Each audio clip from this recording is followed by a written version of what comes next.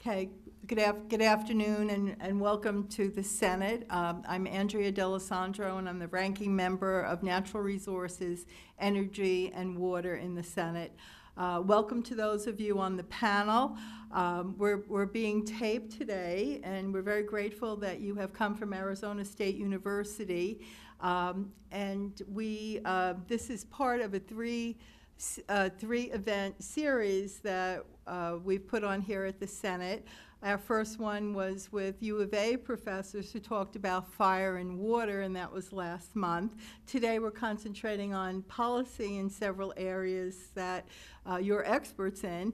And then in December, on December 5th, we're having a border and environment issue because I represent Southern Arizona, part of Pima County, and all of Santa Cruz County, so I have a big part of the border, both in Pima and in all of Santa Cruz. For those of you attending in the audience, we welcome your questions at the appropriate time, and we ask you to come to the podium because the event is being taped. Today we will give brief bios of our presenters, but when for those of you who can't be here today, you will be given a link that you can see the presentation as well as the complete bios of the gracious panelists who have come, taken time from their busy schedule of teaching and doing research from Arizona State University. So welcome. Today we're going to start with, just to go over, our topic today is solution spaces for a changing climate. Rapid global and regional change can pose challenges to social, economic, and environmental systems. However, there is a wide range of pathways and strategies that governments, businesses, and citizens can take to manage change in a positive way. In this presentation, 4 faculty members from ASU will lay out solution spaces for sectors of central importance to Arizona, including energy, agriculture, and the urban environment. Our first speaker is going to be Dr. Sonia Klinsky, who is an assistant professor at the School of Sustainability at ASU. Prior to this, she was a postdoctoral fellow at the University of Cambridge and with the Pacific Institute for Climate Solutions. She received her PhD from the University of British Columbia in Natural Resource Management and Environmental Studies. She is, interested in policy and finding solutions to complex challenges that we face. She also has experience in the United Nations Framework Convention, and I'm very grateful to her because she assembled this panel, and I welcome you to the Senate, Dr. Klinsky. Thanks so much. Thank you very much, and welcome to people who are here, and it's a really pleasure to have ASU be able to be here today. I thought I would just start by giving a bit of a landscape for what we're talking about, both in terms of the climate changes, but really in terms of the policy landscape change. As a government body, we're responsible not only for thinking about how to change in response to the climate, but also thinking about the broader policy shifts that are relevant to us.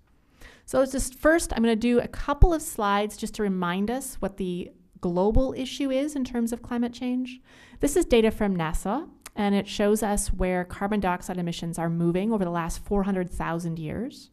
And you can see a very, very rapid spike at the end, which suggests that we are seeing a period of growth of greenhouse gas emissions in the atmosphere much more rapid than anything we've seen in over 500,000 years. And in the next slide, you'll see that the change in this is so fast. On the one side of the slide, you'll see the last 22,000 years in terms of where emissions or where concentrations of CO2, which is one of our greenhouse gases, is. You see how much change there has been in 22,000 years. In the slide or the image next door to it, you see only the last, go back for a second. In the image next door to it, you see only the last 70 years, we've had as much growth in the concentration of CO2 in the atmosphere in 70 years than we had seen in the entire last 22,000 years. In fact, if you look at the first image on this slide, you'll see a line partway through when about 11,000 years ago, and you see how thin that line is. We could take the entire second part of that slide and move it over. That line represents how much space 70 years looks like in a 22,000 period. So we see that in that space, that amount of change is so rapid. We have never seen anything like this on the planet. Current concentrations of greenhouse gas in the atmosphere, the last time it was here was between 3 and 5 million years ago. Now, what are people doing about it? And this is really where we start to talk about a policy landscape. Last year, I had the pleasure of being at the UN climate negotiations. I've done that for many years. And we saw every single country in the world, almost, come forth with global commitments in terms of what they were going to do. And when you look at this, we see over 96% of countries in the UN system came forth with what they call an INDC, which is a intended nationally determined contributions. These are voluntary, bottom-up commitments that each country took based on their own assessment of what would work for their country. These are not top-down, or they're not dictated to countries, but countries themselves came with the idea of what they could do. We see that this covers basically the entire global economy, and it covers the entire world population. So we see essentially universal agreement at the UN level that we are going to do something about this. Now, what are they doing? So let's look at this. One of the most popular things that countries are doing is putting some kind of a price on carbon dioxide emissions. This is a very common approach to dealing with the problem. It's being taken not only by countries, but also by subnational regions and often some companies. This graph or this map simply shows you where in the world are jurisdictions purposely putting a price on carbon dioxide. This is not a new policy. It's a very well-established and understood one, which means that it actually is a really useful policy for us to know about because there's an enormous amount of experience we can learn from because so many other jurisdictions in the world have already done this in various ways. Next slide. And one of the things I want to draw to your attention is how rapid this development has been. So you see that over the last essentially 10 years, we've gone from having a very small portion of the world's greenhouse gas emissions within a pricing system to a place where we're quite rapidly reaching, depending on what happens in China in the next year or two, we could be in a situation where over a quarter of the world's populations are within a pricing system. So this is an important thing for jurisdictions like Arizona to pay attention to. The issue here isn't only how climate change itself will affect the state, but how this kind of shift in the global economy and how other jurisdictions are regulating their emissions will also have an effect on Arizona and on the United States in general. Most of our large trading partners are already participating in these kinds of pricing systems, and that has a number of implications for how the United States will be dealt with at the geopolitical level. Now, some people often say, okay, that's fine. That's just, countries. What about other jurisdictions? Well, many of those carbon price systems are actually happening at the subnational level. So that would include states and provinces, often some cities themselves. But we also see from this is the most recent data we have from 2000 and the end of 2016, which is looking at jurisdictions which are not just governments and not just country governments, but actually a much broader range of jurisdictions who are being involved in a policy space here. So we see, for instance, there's over 2,500 cities in the world who are committed to some kind of greenhouse gas management plan. You see companies, an enormous number of companies controlling trillions of dollars, literally trillions of dollars, who are making a variety of kinds of commitments through the UN system to make it very evident they are attempting to change how the economy works. Indeed, we even see investors starting to think differently about how they're pricing investments, how they're assessing investments, and the kinds of information they're demanding from various other companies in terms of who they will and will not lend to and how they will engage with various jurisdictions. What we see from this image is we see not only individual countries or states taking action, but actually an enormous range of actors working to change not only how we regulate, but how the economy works in relation to both carbon impacts directly and also thinking differently about how we would deal with a changing climate. Now, one of the images, this is a slightly old data. This is 2013. It would look even more dramatic if I had been able to quickly pull up the most recent data. One of the things that's important, especially for any jurisdiction, but especially one like Arizona, where we do have huge solar potential, is to understand what's happening in the global solar market. Now, if we look, you'll see 3 pie charts. If you look at the one that's mostly green, what we're looking here is global solar module production. So who's making solar panels and where are they coming from? You'll see here that China is by far the big player internationally. And that leads to a lot of questions for us.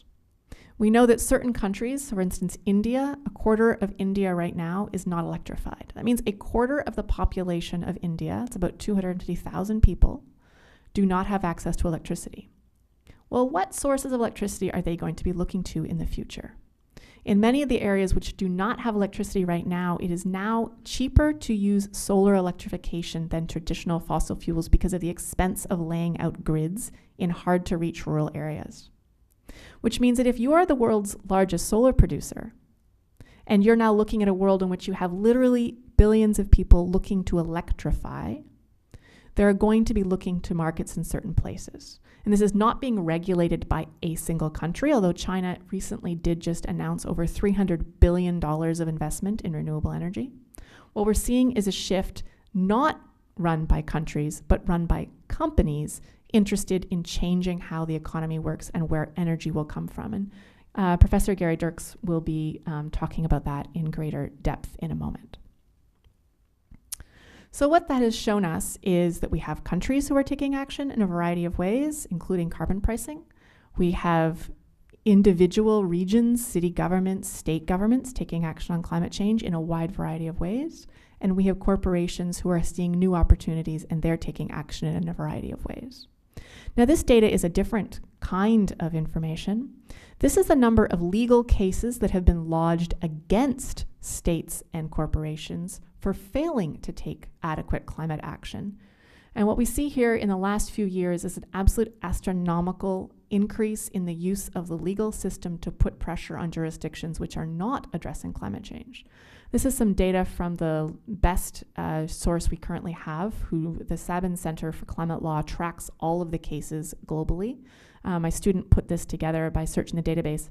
And what we see in 2016, we had over 100 cases. Now, these are really varied. Some of them are aimed at particular corporations for failing to have adequate and transparent disclosure of their carbon risks. Some of these are at state. The state of Oregon, for instance, is being taken to court by young people for the concern about climate change. And unlike previous suits, this one is actually getting standing in the courts. We also see countries. The country of Netherlands was sued and was found liable for failing to adequately address climate change. And their own courts forced the Netherlands to change their own domestic law. So we see here another line of argument that's unrolling very, very quickly, which is changing the policy landscape for jurisdictions at all levels and with corporations as well. Now, what are we going to do about this? One of the benefits of these pressures means that we can think about climate policy on many different fronts. And I think it's a misnomer. People often think that climate change policy looks like only one thing. It looks like only reducing emissions or only looks like energy policy. This is a very, very kind of back of the envelope way of thinking about different kinds of jurisdictions and the different kinds of opportunities they have to engage with the climate issue through their policy controls. So for instance, you might say, well, what does protecting vulnerable and low-income populations have to do with climate change? Well, we know that climate impacts are going to have a variety of long-term implications for different populations, and different populations are going to interact with that in different ways. So for instance, Professor Aiken is going to talk in a moment about the agricultural risks in Arizona and how you might engage with that. And there's things that cities right through the federal government can do. Something else like economy-wide carbon pricing, you'll see here it really aims at the state and federal level. You'll notice in all of these, the state level plays a particularly crucial role because it may have power for itself over energy policy, but it may also have guidance, for instance, towards cities in terms of how cities are going to deal with sprawl or transportation-related issues. What I want to draw your attention here to is the diversity of options that a state government has in terms of thinking differently about climate policy. You could make a positive contribution to climate policy by addressing everything from supporting the waste management plans of your cities right through to putting pressure on continuing to have some kind of a carbon price. So the main message I want to leave here today is that every single jurisdiction globally is having to deal with this issue. We have growing recognition from corporations that this is a growing issue. We have legal pressure, and the benefit of all of this is that we have an enormous diversity of kinds of options that we could consider, and there's expertise on each and every single one of these, both from the academic community, but also from jurisdictions which are already trying to do those things. With that, I'm going to turn over to my other colleagues who are going to give you a little more depth about some of the particular sectors with a bit more of an Arizona-specific flavor. Before he begins, I'd like to say a few words about Dr. Gary Dirks. He's the director of the Julie Ann Wrigley Global Institute of Sustainability and director of Lightworks, an Arizona State University initiative that capitalizes on ASU's strengths in the solar energy and other light-inspired research. He is also the Julie Wrigley Chair of Sustainable Practices and a professor of practice in the School of Sustainability and a distinguished sustainability scientist. When you see his entire resume, you'll realize he's a citizen of the world, having worked extensively in Asia and other places. So welcome again to the Senate, Dr. Dirks. Thank you very much, Senator. It's a real pleasure to be here today and to address this very important topic. I am going to pick up on a few themes and be slightly more specific about the energy sector. Sonia has given a great overview and has touched on a number of the important issues and the ways in which energy play into the question of solution spaces for a changing climate.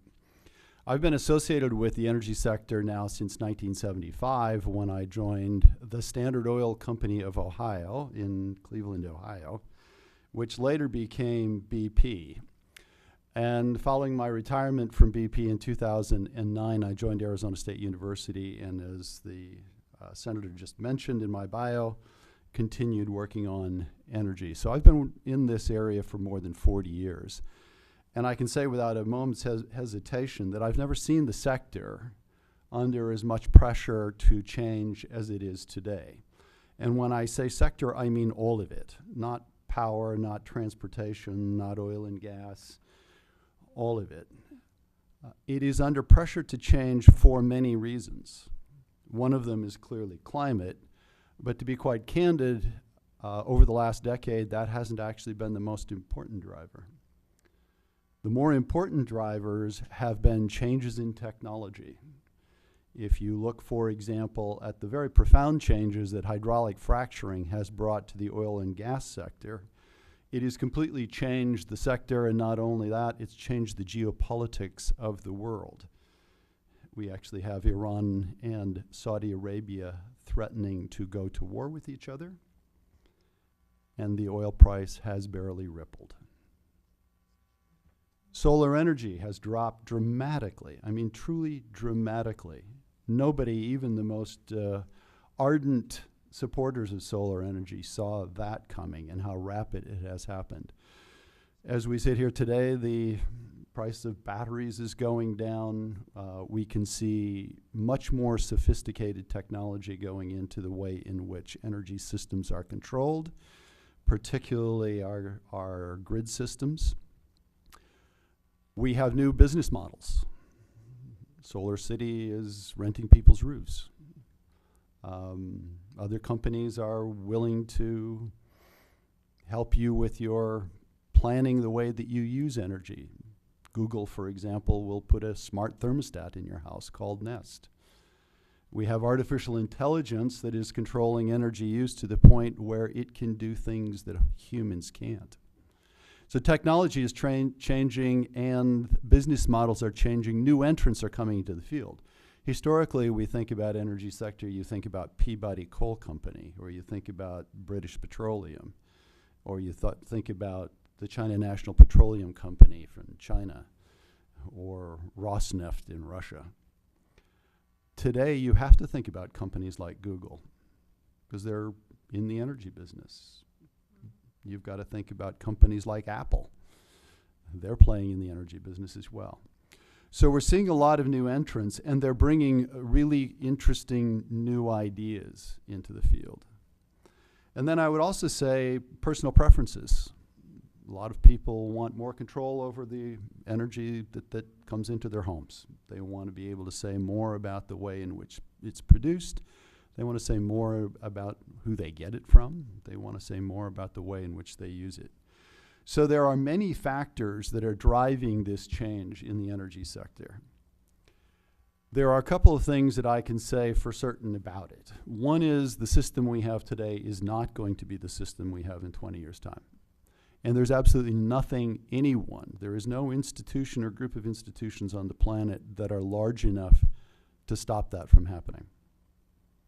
Change is going to be here with us. It's going to be deep and profound, and there's nothing that anybody can do to change that. The second thing I would say about it, it's going to be global. Everybody is in the same boat. There is no one place where it's going to happen and the rest stand aside. There's not going to be any place where it doesn't happen and everybody else goes forward. It's going to be a global phenomenon, and it's going to make a really fundamental change in the way the energy sector operates. So as we think about Arizona, it's useful to think about, well, what does this all mean for us? Well, first I would say it means that we're going to change too. Again, to what exactly or how fast exactly remains to be seen. And of course, this body can have something to do with all of that. But it isn't going to look the same as it was. And we can already see that happening with the closure of the Navajo generating station. 3 years ago, I don't think there was anybody that was saying NGS is going to close. In fact, there were some really knowledgeable people saying how critically important it was. Today, in spite of the best efforts of the Navajo to find buyers, it just really doesn't look like that plant's going to be running beyond 2019. Coal is on its way out. And by the way, it has nothing to do with regulation. Coal can't compete. I'll go back to what I said earlier about hydraulic fracturing. Hydraulic fracturing has brought natural gas down to about $3 per million BTU, and coal simply can't compete at that price. And of course, then there's personal preferences too. California won't take out-of-state coal. So we know that it's going to change. How should Arizona position itself in a situation like this? Well, my personal view is that climate change is going to drive ultimately all fossil fuels out of the system. And here I want to take a slight step back and note that that might sound a little bit surprising for an oil man.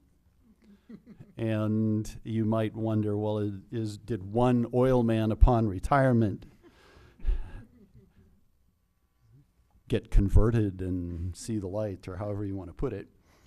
The reality is that British Petroleum, BP, knew in the early 1990s that there was risk associated with climate change. And I can say that with great confidence because by the early 90s I was participating in the strategic planning for the entire company. By 1997, our CEO at the time, John Brown, went to Stanford University and made a speech where he said, the risks associated with climate change must now be addressed. And it was his proposal, and it was the stance of the British Petroleum Company that we should do cap and trade, and the whole world should do cap and trade. So this is not a conversion that is new. It is a reality that there were many in the energy sector that were quite clear-minded that climate change was going to be a risk to business and should be addressed. And in fact, to be slightly provocative, I would say that it was really only in the United States where there's been much debate about that. If you go to most of the rest of the world, the Chinese, for example, I lived in China for 14 years. There was no doubt in their mind that climate change was going to be a problem. Now, I would point out that didn't stop them from investing in coal, and a lot of it, but they knew that, and they did also invest a lot of money in technology to address climate change. Sonia's graph, I think, was very revealing of the result of that. They're the largest manufacturer of solar panels in the world. They have major investments in wind and wind technology. They've recently announced their intention to build battery mega plants. And Volvo Autos has announced that they will only be producing hybrid vehicles, electric hybrids, and electric vehicles. Now you might ask, well, what does Volvo have to do with the Chinese? Volvo Auto was purchased recently by Geely, and it's a Chinese company. The reason I emphasize these things is because climate is going to be a big factor, and therefore Arizona needs to be thinking about the time probably towards the middle of this century, although sooner would be better, about when all of the fossil fuel comes out of our system and how that happens. I think it's a tremendous opportunity for Arizona. We have some of the very best sun on the planet. And when I say that, what I mean by that is both in the intensity and the number of clear sky days that we have. It's a tremendous resource. We can think in terms of producing electric power that is available to supply to the rest of the country and in the future into Mexico. But we can also be more ambitious than that. We can think about the ways in which sunlight can be turned into other materials, and we can think about the way in which entire industries get shifted away from dependence on fossil fuels and fossil carbon raw materials into renewable materials that are based on energy from the sun and carbon dioxide from the atmosphere. So the last thing I will say then is that this is an opportunity. It could make a great economic bump for the state. We could eliminate the roughly $12 billion of carbon that we invest in bringing energy, primary energy into the state. And it can also propel us to an environment where we don't worry so much about ozone and air quality, where streets are quiet, and it becomes just a little bit more pleasant than it already is as a place to live. Thank you, Senator. Thank you very much, Dr. Dirks. Next, we'll be having Dr. Hallie Aiken. She is an associate professor of sustainability science with the School of Sustainability at Arizona State University. She acquired her doctoral degree from the University of Arizona in geography and her undergraduate in environmental studies from Brown University. She has done research with an international initiative exploring sustainability and resilient implications of social hydrological risk in Mexico City, and she's also has done some research in water policy and climate change, adaptation in one of Arizona's 5 Cs, the cotton sector. So welcome to the Senate, Dr. Aiken. Thank you, Senator. It's a real pleasure to be here. Great. Thank you, Sonia. So I will be talking a little bit about the ag sector. As Senator said, this is one of our primary industries here in the state. As many of you probably will already know at the top of your head, this is almost a $4 billion a year industry in the state. It's covers a lot of land area, and almost all of it is irrigated. And that's really what makes this issue of environmental change pretty critical for the state, is this dependence on irrigation, which is kind of ironic in the sense that we often think of rain-fed agriculture as being the most sensitive. But here we have an industry that's very much dependent on a lot of infrastructure and a lot of resources that are being pumped up from our aquifers and piped in from other watersheds, or from the Colorado River specifically. So we have a diversity of products in the state, from the fruits and vegetables in Yuma. These are some of the primary suppliers for the country. So we have dairy here in Maricopa County with cotton and alfalfa, and Pinal. Those Yuma, Maricopa, and Pinal, of course, are our primary counties for production. When we think about the farmers in the state, we also have a fairly interesting profile that is a bit different from the national average. So we have a lot of farmers here that are Native American, and actually more female farmers than the national average as well. And one thing that is not much different from the rest of the country is the average age, 61 years. So this is something that's also significant as we think about what environmental change is going to bring in the future. We also have an aging farm population, and that has to be considered in the context of who are going to be the next generations of farmers and where are they coming from. So when we think about environmental change and what farmers are already experiencing here in the Southwest, there are three particular issues that come to mind immediately. Changes in precipitation. The Southwest has been the hot spot in the United States for increasing dry spells and declining annual average precipitation, which is what the figure on the top of this slide demonstrates. And then also in terms of rising temperatures. But most critically, for those growers who are dependent particularly on our surface water sources, is the change in snowpack. So as we have and that's this graph on the right here, which you can see these kind of red dots. This is illustrates declining snowpack in Arizona, which has and also up in the Colorado River Basin. And this has a very significant effect on stream flow and what comes down through the system and is made available in our irrigation districts.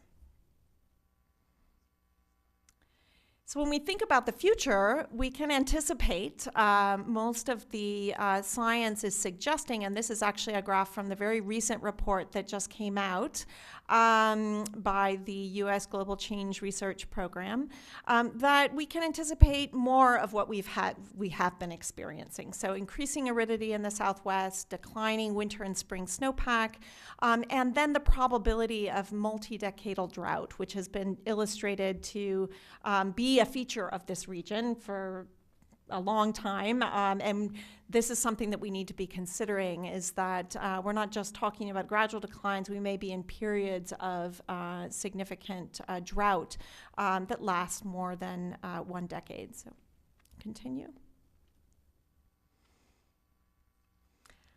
This is a graph that the Bureau of Reclamation produced that was just trying to look at the implications of changing environmental conditions for the Colorado River, which plays a really critical role for a lot of agriculture, particularly here in central Arizona.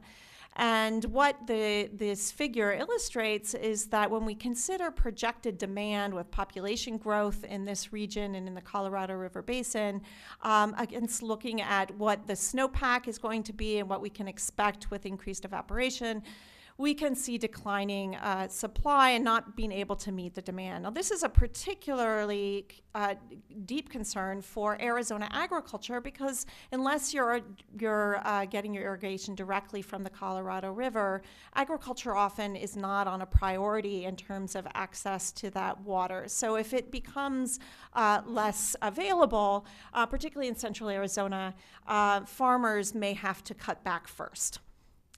Next. So what can we expect? Well, what the evidence is accumulating, talking to farmers and looking at trends in the Arizona region, what most experts are anticipating is that there will be a shift that we've already seen of increased urbanization of agricultural land. We've seen that here in the valley, and we can see it along the kind of Sun Corridor. This will imply a loss in income employment in the sector for those who are moving out of the industry. But one of the more interesting, perhaps, and less considered effects is this idea that agriculture has kind of served for many decades as a kind of a reservoir of water for the region, in that farmers have moved off of groundwater in order to take advantage of the CAP, with the Central Arizona Project water, while cities grew into that allotment. So much of that water has been stored in underground reservoirs and hasn't been drawn. And the idea was this would save and create a reservoir for future population growth in the state. As we urbanize that area, you do get a decline in the kind of per acre water consumption. But that water also becomes what they say hardened, in the sense that it's much less flexible in terms of what the annual demand is. People want their water, they want it constantly, and that demand is not likely to be something you can negotiate from a year to year. Where agriculture actually has a possibility of retiring land one year from production, putting back in production in another year. Farmers have experimented with some of these types of mechanisms as water scarcity has increased across the region, and particularly in California.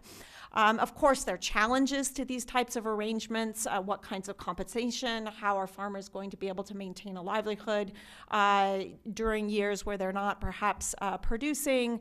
What are the kinds of institutional and infrastructural arrangements? But there are possibilities. The other interesting feature about agriculture is that water is not always completely consumed by the crop. And so there is water that percolates back into the groundwater. So it is a use of water that actually can, and particularly if there's adjustments to production practices, provide other types of services in the region in terms of both letting water go into streams and providing other types of ecological resources, as well as effects for cities. And maybe my colleague will talk a little bit about that. So the next slide, please. So one of the things that we also need to always recognize is that the environmental change isn't the only thing that farmers and ranchers in the state are dealing with. And the experience of these environmental changes are going to be quite complicated depending on what your source of water is. Are you more groundwater dependent? Are you more surface water dependent? There are places like in Buckeye that have a surplus of water. So how you're getting your water, what the rights are to that water, and how secure those rights are. So if you're on the Colorado River, you may have preference, but if you're using CAP water here in the Central Valley, your rights are less priority in terms of those issues of increasing water scarcity. The other issue that was made very clear in our consultations with area growers here in Central Arizona was the energy intensity of water. So as oil prices increase or as energy costs increase, water prices also are affected. And so they may be even more sensitive to the energy coupling with water than they are from the climate directly. The other issue that farmers face here is, of course, the land values, and there's, maintaining production as there's increasing competition with water and land from urban interests. And many farmers, ranchers, and growers believe that, or feel that that's actually, that's their retirement. They're looking forward to being able to move out of the sector. Others want to stay in. So there's a lot of complexity in what the sector is going to look like in the future. Again, the other issue is demographic trends. As farmers retire, as ranchers and growers move out of production, whether the younger generation is going to want to farm, where they're going to want to farm, what type of farming they're going to want to do. And a lot of that's going to have to do with what kind of incentives and rights they will be entitled to in terms of water, how secure their land tenure can be in an urbanizing context. And one of the final issues is Native American agriculture. So Native American populations in the state have often obtained water rights that will allow them to continue to produce if they choose to. Many modeling efforts that ASU has done demonstrate that one possible scenario would be kind of a retreat of agriculture into Native American lands if there's an option to lease land there because of the water availability. This is an opportunity. It's also, as we know, most of the, in terms of majority of farmers or growers in the state operators are Native American, over 50%. So thinking about the role of agriculture and its the sensitivity of production in Native American areas is something that is of a particular interest when we think about what the sector is going to do. So this graph that you see here on the right is just a result of some surveys we did with cotton growers and alfalfa growers in the central Arizona area, just to try and get a sense of the other types of stressors that they are facing and what they think is going to be affecting their viability. And as you can see, the most greatest concern there was surface water availability. They were seeing a lot more volatility in water prices than they had seen in the past, followed by commodity prices and this issue of urban development and demand for land, and whether they would be able to farm given the combination of these multiple stressors. Next. So what can be done about this? Well, there's a lot of discussion of, how can the sector adjust? And of course, there are a number of things that farmers and growers, ranchers are doing on their own, on their land as they face different types of constraints. Many are already adjusting by adopting drip irrigation and trying to increase their water efficiency. It's important to note that when growers do that, they are not necessarily making more water available for other sectors. It's increasing the efficiency with which their crops uptake water. So it's not necessarily a savings for urban sector or, for example, environmental uses of water. But it is an improvement in terms of what they're getting out of the water for their own production. We also see concentration of production where water rights are strong, so where they have confidence that they will have that water into the future. And many economists in the state believe that there will be, under increasing water stress, there'll be a shift to higher value crops. So these are the vegetables and fruits, which often will give you more revenue for the water and resources applied versus some of the more commodity crops. But perhaps one of the more interesting and important areas of adaptation is going to be in policy.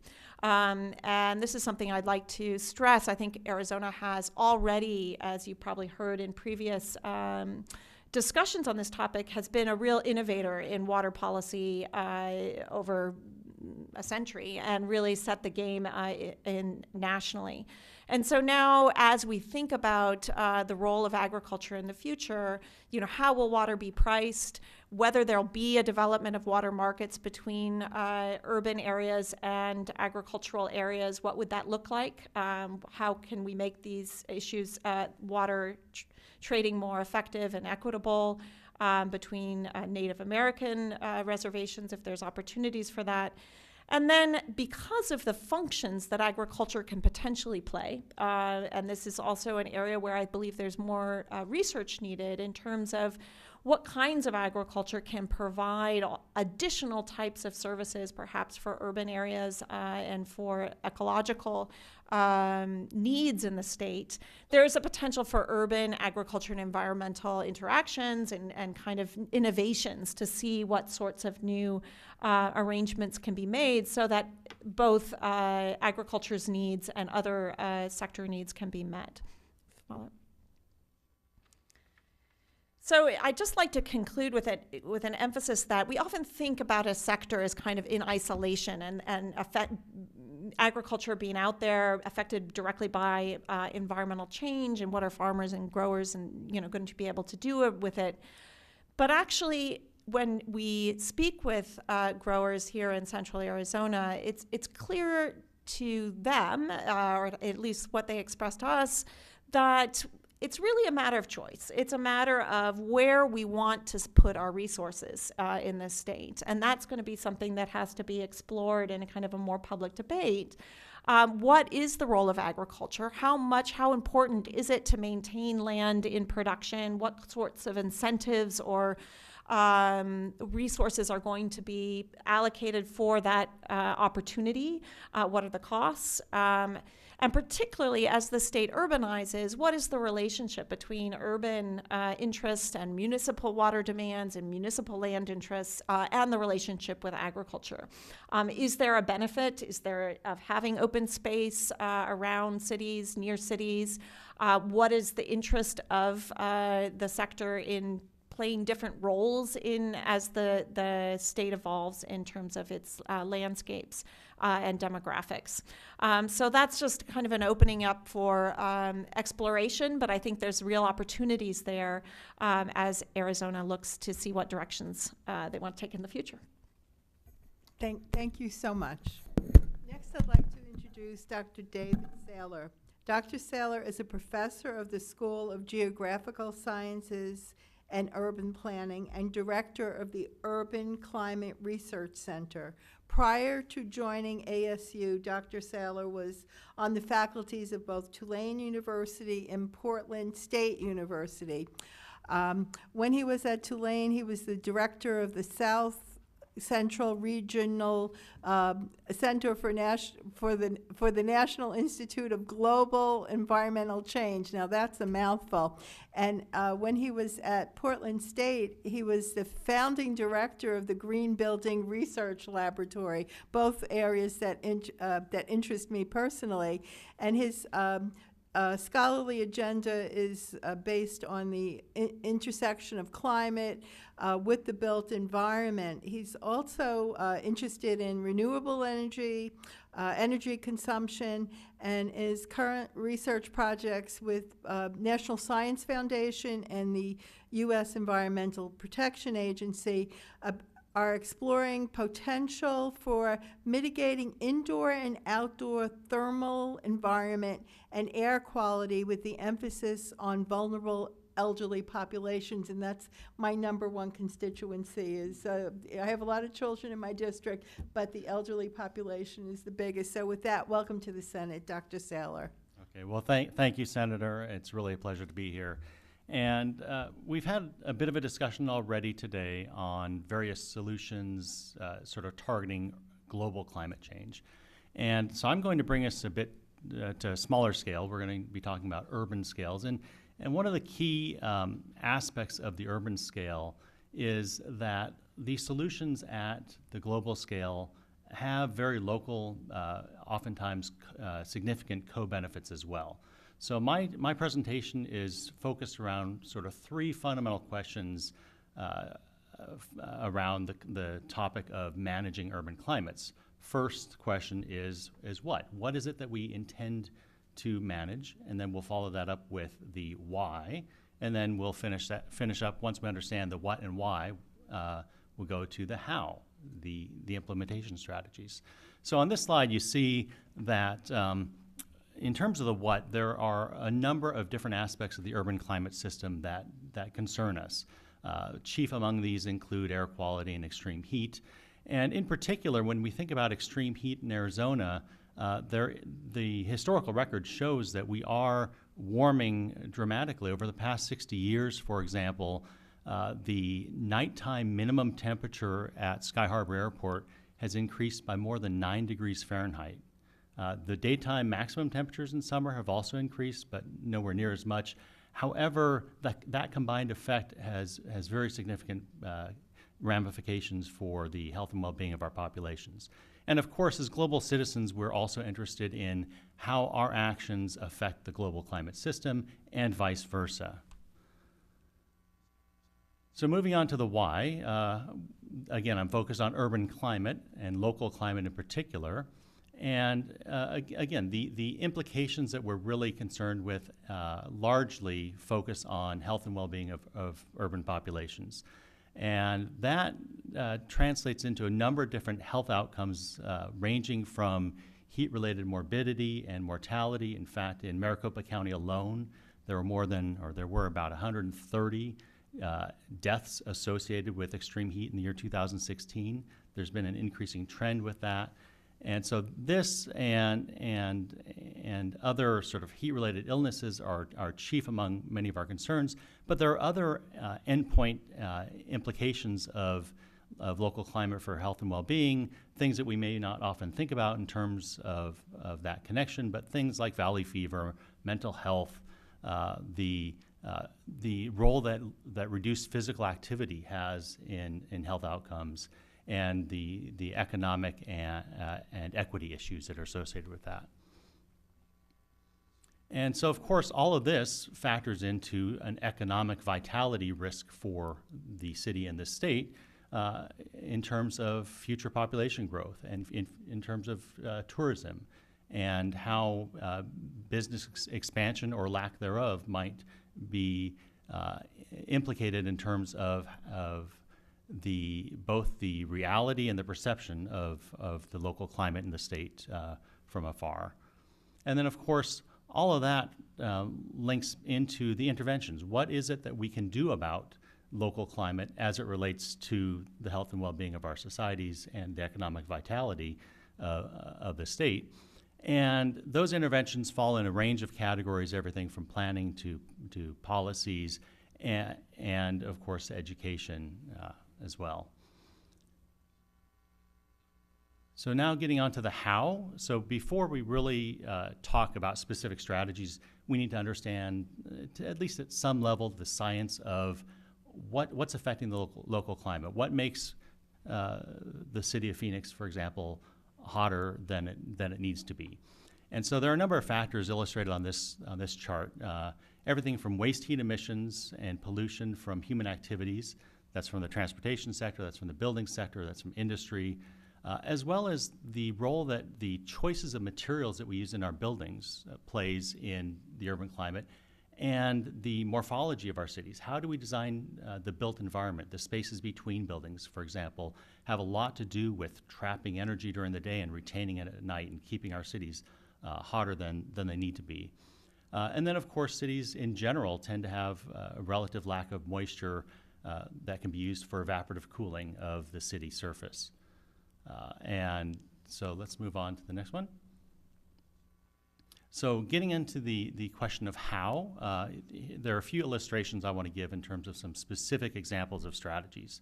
So these two pictures are a visible image and then an infrared image of two buildings actually in Portland, Oregon. My office used to be in that building on the right with a white roof. The city building was the one next to us. And just the choice of materials makes a huge difference. You think about the rooftop surface temperatures of these two buildings, and you see on a hot summer day, even in Portland, 150 degrees Fahrenheit for the dark roof, whereas the cooler white roof, 110 degrees Fahrenheit. That has huge implications, not just for the surface temperatures, but for the air flowing over those surfaces as it convects heat into the urban environment, as well as the conduction of heat into the building and the resulting increases in air conditioning energy demand. The same kinds of principles can be applied at the street level. This actually is just an image of a typical street, but whether you're thinking about typical streets or highly reflective, or what we call high albedo streets, but you can also think about the role of shading in street canyons. Here you see the effects of shade trees and buildings dramatically cooling the sidewalks that pedestrians are walking on. Other strategies, it's not all just about the air temperature that we're exposed to in terms of thermal comfort. This is an image from the student union out front in front of Arizona State University here in Tempe. And the thermal experience of the pedestrians walking under there is dictated by a combination of the air temperature and the surface temperatures surrounding them, and the wind speed, and also, of course, the direct incident radiation, both from the sun and from the surfaces around them. So here's an example where you can think of a hybrid application of a technology. Those photovoltaic panels above them are generating quite a bit of energy on a hot summer day, and at the same time providing a cool, comfortable environment for the people underneath. You don't necessarily need to go to high technology to provide cooling. We have lots of parks in our cities, but oftentimes these parks are not very useful because they're frankly just too hot in the summer. There are lots of instances of children burning themselves going down slides that are unshaded on hot summer days. And so the extent to which we can make our public spaces more people-friendly in terms of accessible during the hotter conditions in our summers, again, that has that indirect health benefit in terms of making the population more active and happier. And then, of course, technologies related to energy efficiency in general, whether it's energy efficiency in buildings or in our vehicle sector, have huge implications for urban climate. That we often think about these strategies in terms of carbon reductions, and global climate. But within the city, 1/3 of the total energy released into the city in terms of waste heat is typically from vehicles. And so the more you can go to high mileage vehicles or electric vehicles, the more you can reduce waste heat emission into the cities. Likewise with buildings, the more energy efficient our buildings, the less waste heat they dump into the environment, and the better thermal environments we can have. So next I want to talk about implementation mechanisms for specific solutions. The text on this slide is rather small, but the basic concept is this. We have a number of different ideas about how we can cool and make urban environments more comfortable. Many of them connect with other aspects of sustainability solutions, but how do we implement these? And so there are a range of actors that can actually play a role in implementing solutions. Everything from individuals to city governments. You might have to tap 3 or 4 or 5 times here to get through these. Just keep going until you're on the other side.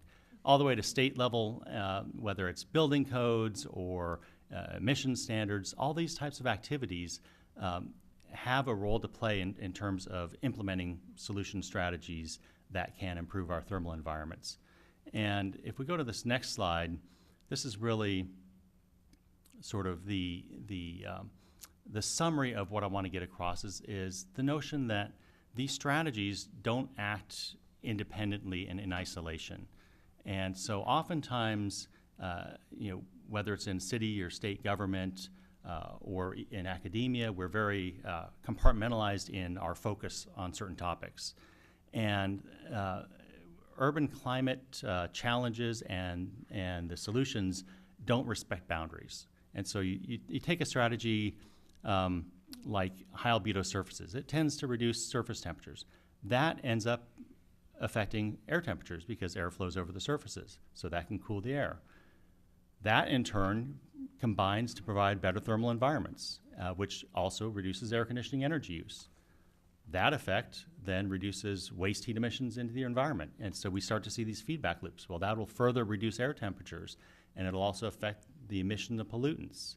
And so all the different strategies that you can think about will enter into this nested feedback loops at some different points, but they're all intertwined. And so we need to be thinking about that as we think about the solution strategies that we are intending to put forth moving forward is how do we design them to best take advantage of these feedbacks and these interactions and really take full advantage of the co-benefits while recognizing that there will, of course, be adverse consequences that are unintended, and we have to look at the entirety of the outcomes. And that's the extent of my comments. Thank you. Thank you very, very much. I have lots of questions. And if anyone in the audience has a question, please come up to the podium. But I'm going to start with one for you first, Dr. Saylor. I know you haven't been in Arizona that long, but have you had any opportunity for cooperation with architects, designers, and the home building industry? I live in U of A territory, but I also, if there are environmental events at ASU, I often travel up. And last spring, I did go to a solar energy event at ASU, and I learned that, I heard from one city manager that they're requiring and I forget what town it's in, but they're requiring new homes to have at least some rooftop availability for solar panels. I think it was maybe at least 6, solar panels. I was very lucky when I built my house without thinking about it. I'm almost 100%, I'm 180 going south within a very, very small margin. But have you seen cooperation with the building industry in Arizona at all? So as you mentioned in my bio, I am relatively new here to the Phoenix metro area. That said, part of what attracted me to ASU was that at least within the university, there's a tremendous amount of collaboration across disciplines. In fact, disciplinary boundaries are really quite blurred. And so we have been interacting quite a bit across from engineering to geography to urban planning to design, working with different faculty and different teams. And through those collaborations, we've been working with different entities within city governments, within the county health department, but also we've got some partnerships now where we're actually exploring collaborations with APS on some research related to photovoltaics and their connection to the urban climate system, as well as we've got some private connections where we're looking at performance of buildings for a local health club, and so we're dealing with a variety of local actors, and increasingly you see much better integration in the building sector in general, and in the, say, green building industry, a lot more collaboration than you ever had before in terms of the designers, the architects, the engineers working in a team environment to design buildings that are more efficient to start with.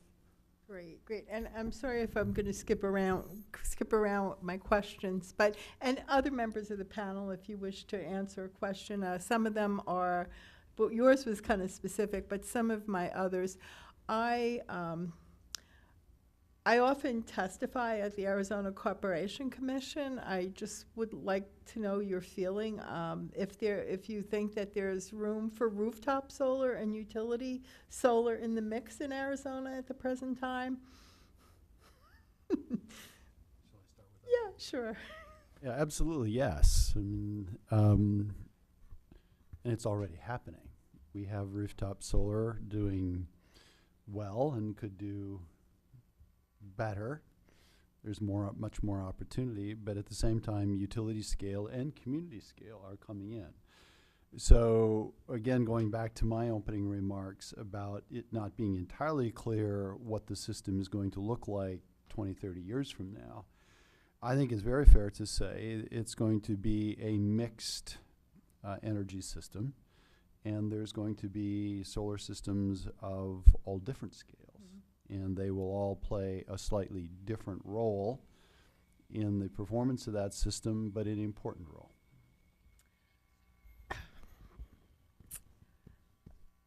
Okay. Well, I represent Legislative District 2, and I'm very lucky to have a lot of a lot of the taste of the West in my suburban community. You know, sometimes I get to see, you know, young horses running around. Sometimes I have loose cattle, but I'm also privileged to live next to pecan groves. And I'm glad you mentioned, Dr. Aiken, that you mentioned drip irrigation, because I know that they wish they had started that much sooner. And I also represent Santa Cruz County, and in Pima also I have vineyards. How do you see the current challenges for pecans and for wine? I mean, and north of me in Pima, we do have some cotton and some other things. How do you see the future for those two crops specifically?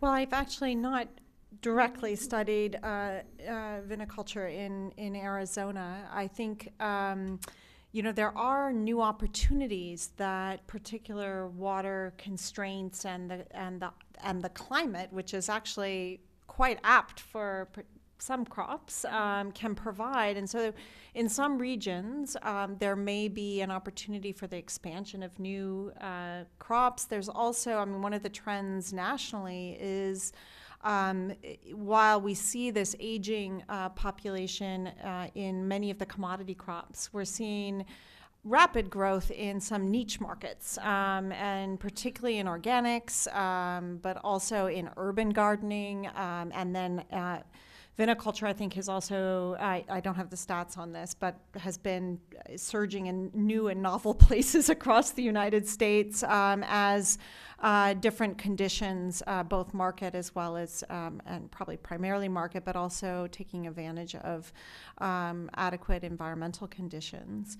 So I think there are, depending on the commodity, there's going to be very different opportunities. Pecans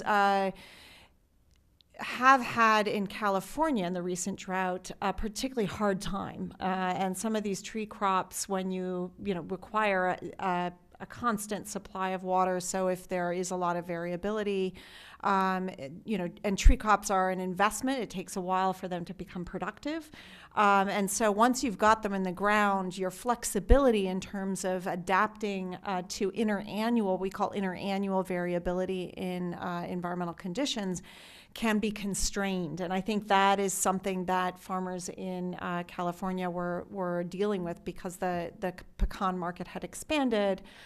So these are, the constraints are going to be different. The other issue that I think is really important in Arizona is that we do have a certain kind of geographic concentration of particular commodities. And there's a lot of infrastructure that's been built up around that. And so, for example, you often hear, maybe some urban residents say, well, why aren't the cotton growers in the valley, supplying the city with tomatoes and watermelon? And the growers will say, well, our soils aren't really adequate. They're very salinated. We need to use flood irrigation. We can't do drip because we need to flush the soils.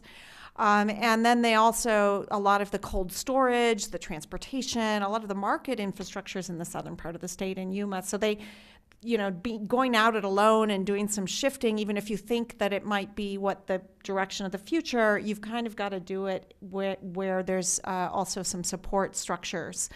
So that it's a very complicated situation in terms of vulnerability of different types of producers. In August, former Secretary of State in Arizona has a new business venture, and he's doing some hydroponic.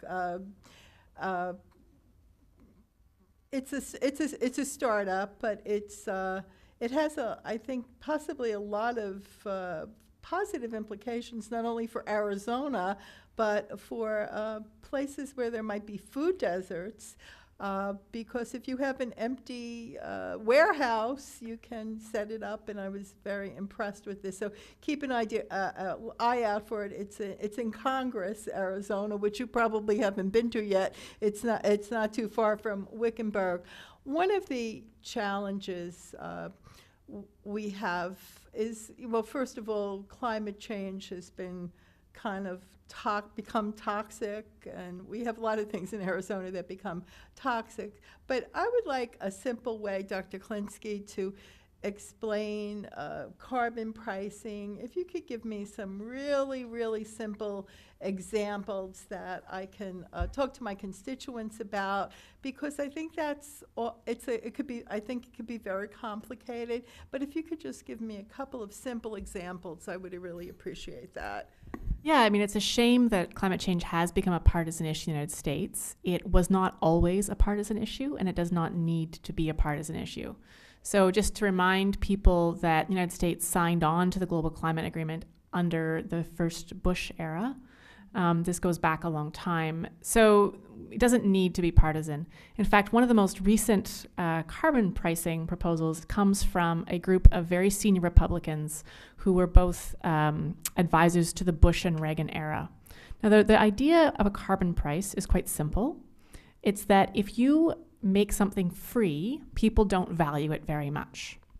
So if you, had free anything, you're giving away free ice cream on the street, people might eat it, they might not eat it, they might throw it in the ground. It's not worth anything to them. It's the same idea with a carbon price. It's saying, actually, when we have too much emissions in the atmosphere, it has a negative implication for everybody. So to encourage people not to just sort of throw it around and waste it, we can put a price on it. And by putting a price on it, we don't have to regulate every single person who produces carbon dioxide. So it would be like, instead of us going up to every single person who has free ice cream and saying, you're not allowed to throw that out, you're not allowed to dump that in the ground, don't make sure you clean that up, that would really be a pain, right? It would take a lot of resources to have to tell every single person what they can and cannot do with their ice cream. Instead, we might say, you have to buy this ice cream, which means that people would only buy it if they were going to use it productively. They would value it. It's the same idea with a carbon price. You simply are saying, this is worth something. You need to pay for it in some capacity as a way of sending a signal to everybody without having a lot of very complicated regulation that this is how you have to do it. So that's the basics of a carbon price. All you're trying to do is send a signal to every person who uses emissions, which is actually all of us, that this is worth something, so that they value it and think differently about their decisions. There's different ways you can do it, and that's where it can get a little bit complicated. You can put a flat fee on it of some sort. So for instance, the Republicans have been talking about a cap and dividend, where you have a fee for anyone who uses carbon, and then that goes into a pot of money, which then goes back to everyday people, so that people in the end aren't worse off. You can do what a number of jurisdictions have done, like British Columbia, where they have a flat carbon tax. Again, what that allows them to do is cut other kinds of taxes, which may be detrimental to business. So in British Columbia, that carbon tax ended up with huge cuts to corporate tax and higher payroll taxes. You can also do a cap and trade system where every different entity is given a cap and then they trade them depending on the market, and that can both produce a cost to carbon, but it also can generate a lot of investment in things like renewable energy. There's lots of ways of doing it, but the important thing that runs through all of it is simply sending a message to every single person, company, etc., that there is a value to carbon. Thank you very much. I just want to preface some of my comments that I'm a Tucson Electric Power company solar customer, so I don't get very big bills. And someone mentioned about cutting down on particulates. In the Tucson operation of TEP, they've stopped using coal, and they do use natural gas. And Dr. Dirks, I liked your comment that be away from all fossil fuel eventually, because I don't think natural gas is a long-term solution. And they do have solar, so I'm very pleased with that. And you mentioned, Dr. Aiken, you mentioned about the female farmers, and I'm sorry that Senator James Hita Peshlikai, who is a Navajo, is not here today. She's also on the Natural Resources, Energy, and Water Committee, as is Lisa Atondo, who's from Yuma. So we just have a lot of conflicting events here today. But the Arizona legislature is #1 for women in the country at the present time. We're at 40%. I guess maybe my last question deals with Navajo Generating Station, though.